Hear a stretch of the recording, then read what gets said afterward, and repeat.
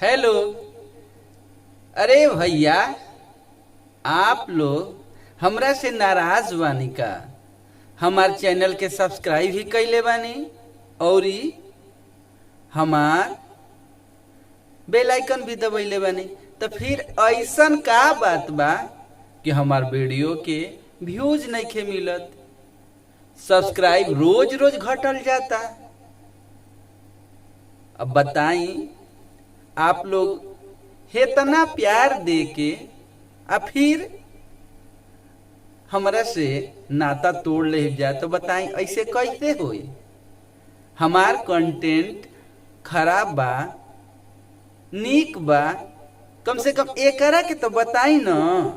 जबले बताई नहीं कि हेवना प्रकार का वीडियो डाल, हेवना प्रकार का कंटेंट लेके आओ, तो हमके कैसे पता चली? हमके तो इहे लागत रहा कि आप लोग हमार वीडियो के बड़ा प्यार देते बानी, तो हम वही तरह बनावत बानी। एगो देखी तनी अलग बात बाटे कि हम थोड़ा साहित्य से जुड़ल बानी, भोजपुरी साहित्य से जुड़ल बानी, तो हम ज्यादा भोजपुरी का तनी अपना आप के बचा के वैसे नहीं काम करी ना कि सबके नीक लागे।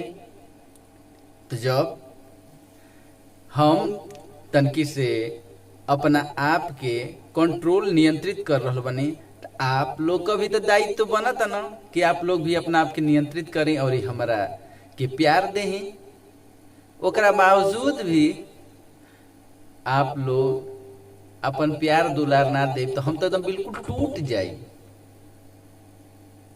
काहे के ई यूट्यूब चैनल आप लोगन के प्यारे की बदौलत बाटे। आप लोग के देखी हम इतना व्यवस्था बनौले बनी सिर्फ आप लोग के प्यार खातिर, आप लोग के मनोरंजन खातिर। देखी इतना गर्मी में मरतो बानी